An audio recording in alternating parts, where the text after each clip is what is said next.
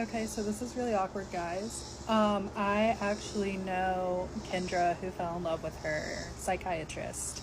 I will not want to call this part three or and all that, but you guys remember the lady that came online to tell the story of how she fell in love with a psychiatrist and a psychiatrist fell in love with her and the whole brouhaha and the whole drama. This story has hit the internet and it's going crazy. Everybody's talking about it.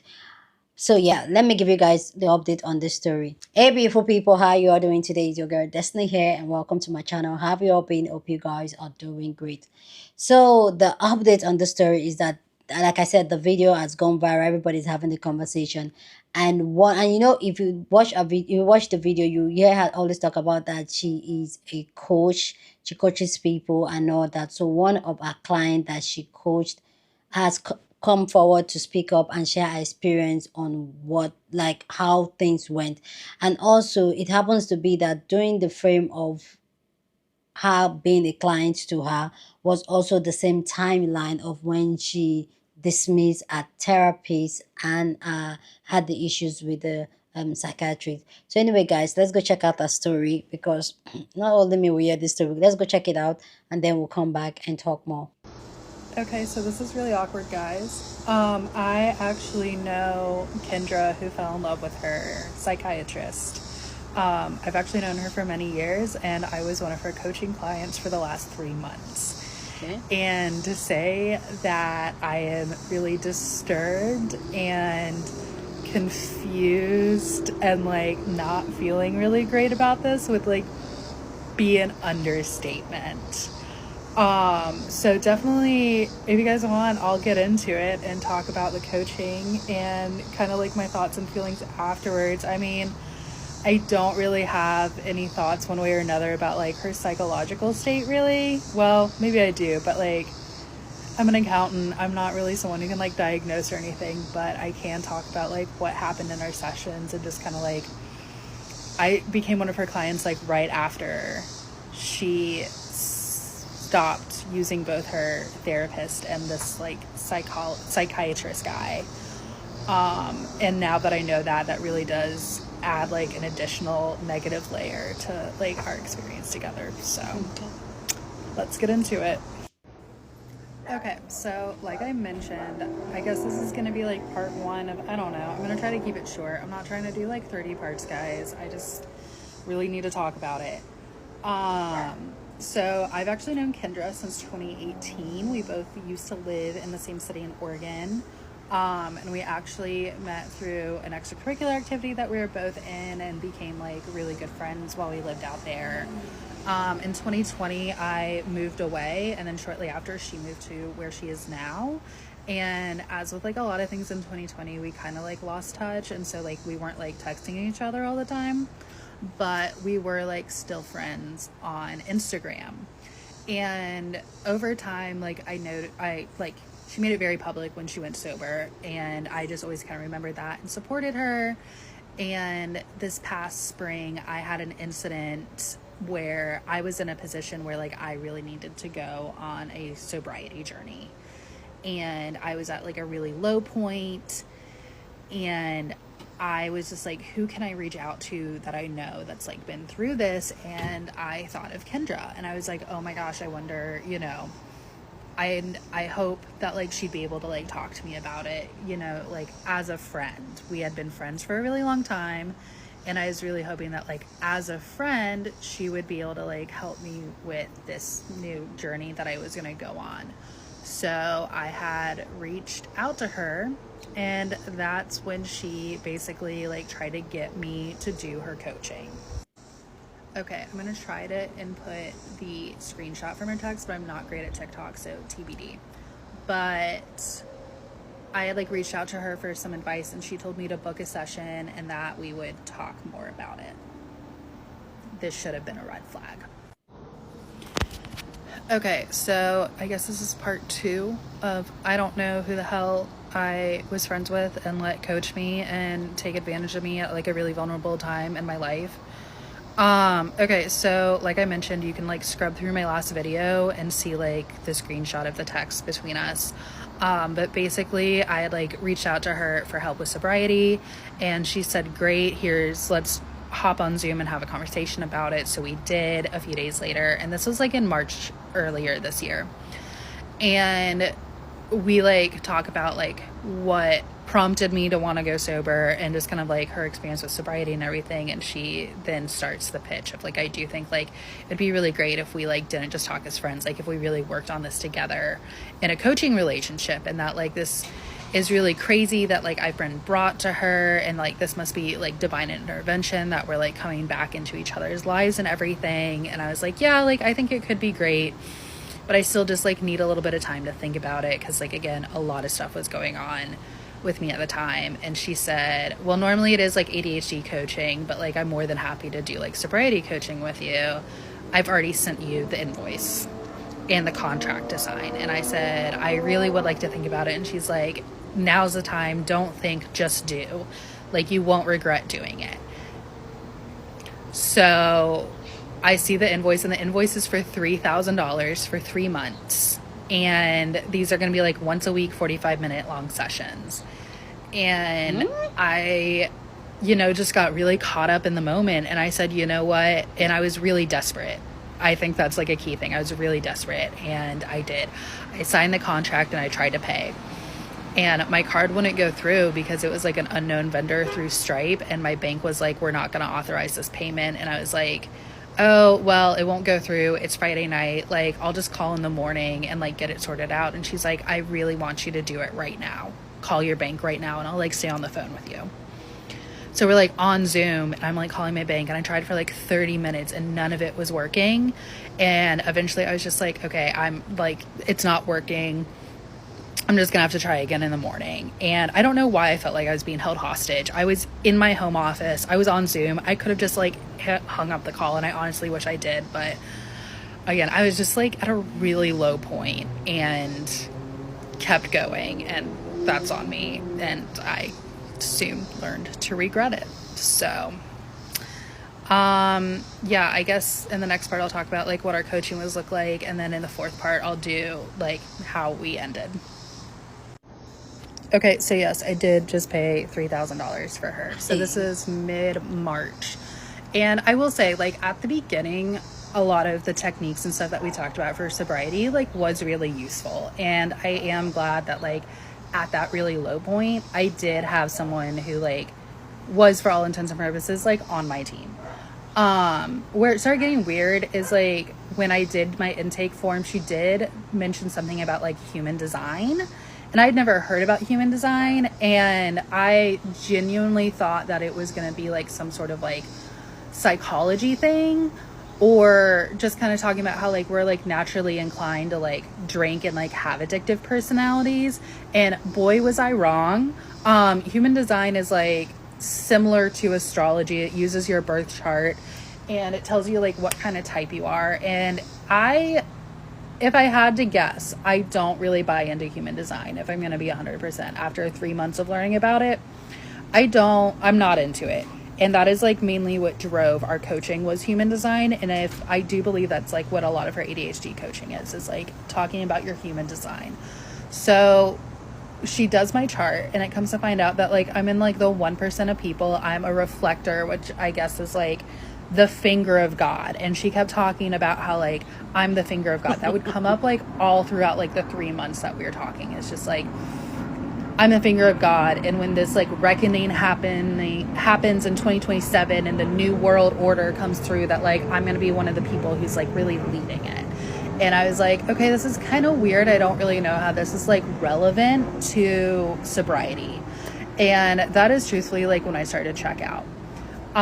It was probably like a month and a half into our session. So it's like mid-May at this point. She was also out of town for a part of it. So like we started sessions like early April. April was fine. May, it started to get weird. And the rest of the sessions in June, I just like hated it. All we would talk about is like human design, but we wouldn't even really like talk about it and discuss it. She would just like read from this book and talk about like the guru or like the guy who like came up with human design. And it was just like, it was weird and bizarre, and I didn't like it. And it also just like wasn't helpful at all. So I like basically started to check out, and like luckily our sessions were like starting to come to an end, which like thank God, because in June is when it got really weird. And this is when ChatGPT came into the picture. Don't worry, we're going to talk about ChatGPT. Okay, so we're now getting to the part of coaching with Kendra, part 4, whatever. I don't know where I am in this, but basically I'm heated right now. Basically, I start disengaging in our sessions, and I think she's really picking up on it, and she's just like reading me all this shit about human design. And then she also starts doing this thing with cognitive behavioral therapy, which I am familiar with CBT. She is not licensed to do CBT.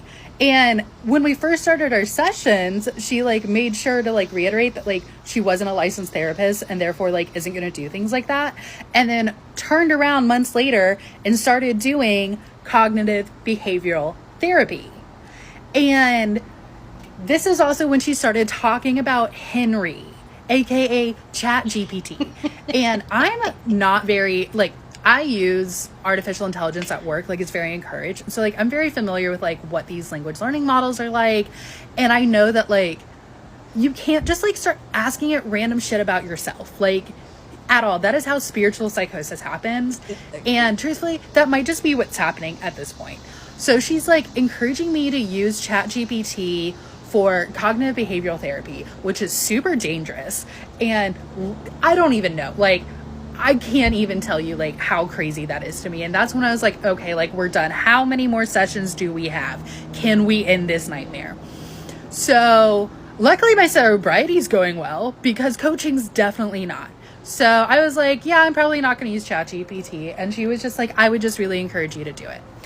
And at this point, we only have like 1 session left. And she's like, I really think that you would be a great candidate to do this past life therapy that I've really been working on. And so she essentially decides to use me like as a guinea pig to get into past life therapy. And I am not into it. Like, do I kind of believe in past lives? Sure. Do I think that like this random chick that I know from Oregon who has now telling me to use ChatGPT for my therapist is going to help me discover what past life blockages are like helping me? Absolutely the not. So we get on Zoom, and she's trying to do this through Zoom. So we get on Zoom, and she starts asking the spirit and doing all this stuff, and we just start like speed running through these past lives. And like, I'm dying, I'm killing people. I say, hell yeah. She said that's really not a good thing, whatever. But basically, like, that was our last session. She's like, you should totally leave me a review. And I was like, I'm gonna be honest, Kendra, I am not gonna do that. Like, I am not happy with where this ended. And I think it's really weird that you're telling me to use ChatGPT. And I think it's really weird that we're doing this past life therapy. Like, that part's not helpful. Again, I really think the beginning was helpful, but like towards the end, it got really weird. So that's what happened. I had to come inside because I was getting too heated. Because the more and more I think about it, the more I'm just like, this is literally insane. And I feel like a lot of my trust was broken. So to recap, go and watch those other videos, and I'll leave it with this for right now. So we had started our coaching relationship right after she stopped seeing the psychiatrist that she was like in love with, and like broke up with her other therapist. And I had no idea that this was going on as I came to her like in a time of need, and then was asked to pay $3,000 for coaching. And again, the sobriety thing was helpful. I was sober during that time. I am now with a much different path of care. But when we derailed and started doing cognitive behavioral therapy via ChatGPT, doing human design work, but not really doing the work, just reading from the book from like the guru dude, and then finally doing past life therapy and exploring all my past lives with a pendulum via Zoom, I was done and I was out. And I literally was talking to like my friends and family and being like, I feel like I really made a huge mistake, like going into this. Like, yes, it did help with my sobriety, but like at what cost? Literally what cost? $3,000 to be told to use ChatGPT. And then honestly, all of this to come and find out, and I get on TikTok randomly and see her blowing up over this like crazy, insane delusion between her and her psychiatrist. And I realized that, like, oh, I was just coached for the last 3 months by someone who is not in their right of mind. Like, I don't want to say that, like, she's psychotic or anything like that, because that's rude and, like, not right. Like, this is someone that I was friends with for a really long time, and, like, I still am gonna have to, like, wrestle with that, and the fact that, like, now that I'm unpacking all these feelings about, like, feeling like I got taken advantage of and everything, but, like, yeah, this is a lot, and, like, she's a lot, and the fact that she, like, isn't acknowledging that, like, maybe there was some side of it that, like, was to her, and, like, we don't get to see the side of the psychiatrist because obviously, like, he's a professional, and, like, I don't want to discount anyone's lived experience, but girly pop, calling him a Pisces isn't why it's going on. It sounds like you were receiving palatable care, and instead you chose to cling on to that for some reason. And now you're asking people to pay you thousands of dollars to lead them down a path that, like, you have no business leading them down at all. And that's that on that. I'm going to go fix dinner and do something else besides this, because honestly, what the Ciao. I don't even know what to say. Like, I'm over it already. Like, I'm really over it. Please let me know what you think about this video down in the comment section. Go down in the comment section and share your thought. But please, as always, keep it respectful here on this channel. We're allowed to disagree, but we do it in a very respectful way. So go ahead, feel free, share your thought. Love to know what you guys think. So, paying 3,000 USD for somebody that's not a professional. Okay, so that's basically like $1,000 a month. If you know me very well, I'm very big on mental health. I'm very big on do the work so that you can be a better version of yourself. Massive big, like, that's one thing I encourage everybody in my life, even you guys here. But you paying $1,000, which is in total of $3,000, to someone that's not a professional, that just stumbled upon something, that probably had her own journey that she is going through. For me, that's mad game. You will have this type of money. Like, I don't understand. Hey, Lord. I can go past it. Like, honestly, I can go past the 3,000 USD. Honestly. If that's the little you hear me say all through this video, honestly, my brain cannot go past it. Anyway, my birthday is coming. If you know you have $3,000 to give a therapist, my birthday is coming. Please send me money. Hey, 3,000. This is really crazy. But yeah, let's talk about this lady and her story time. She's really blowing up. People are having more conversation about her. But clearly, we could clearly see that something is off there. And I think maybe I probably clocked it at the very goal when she said, because things were not adding up. And you could clearly see that somebody that is struggling with something, and she's trying to lash on anything. And there are a lot of people out there that claims to be professional coach, even online. You have to, "Oh, I'm a life coach, I'm a relationship coach, I'm a da da da da da." And you see people really go ahead and invest hugely on these people and trust them and all that. One thing I'm going to tell you guys is that be very, very careful of, especially when it comes to online or even in person, the person you entrust certain, especially very sensitive part of your life, like therapy, so any type of work. Just be also somebody that coaches you, because some people are like, at least for the internet one, I know some people are just basically using chat GTP at this point. Some people are just using common sense to common sense you. And the truth is that I understand that common sense is not common, but I know the people I have here were very smart, intelligent people. But if you're just joining this family, hey, just use your discernment and do your research and squint on things. When if it doesn't feel right, if something doesn't add up, it does not add up. It does not add up. Because I can see somebody that is seeing a therapist and a psychiatrist that is coaching somebody. Like, you have your own issues, and I understand, yeah. But oh wait, let me even, something clicked on my head while I was saying the story again. Like, The reason why she was seeing a psychiatrist, it should be something like really deep, not a therapist. Like she's even seeing both of them. See, there's something to go and say. Everybody in this life is mad. Everybody is weary. But please, guys, use your discernment before you start throwing money down the drain to people that, not me diagnosing her, but something is off, something is not adding up here at all. Anyway, guys, let me know what you think about this story down in the comment section. This lady sharing her story. I feel like she has her own path. And thank God she kind of identified where she effed up, like, oh, okay, I effed up at this point. But yeah, there are a lot of people like this that has been coached in quotes. But yeah, please let me know what you think about this story. Share your thoughts. Share this video with somebody that you want to be part of the conversation, because that's what we do here. We have banging conversations. So go ahead and share this video.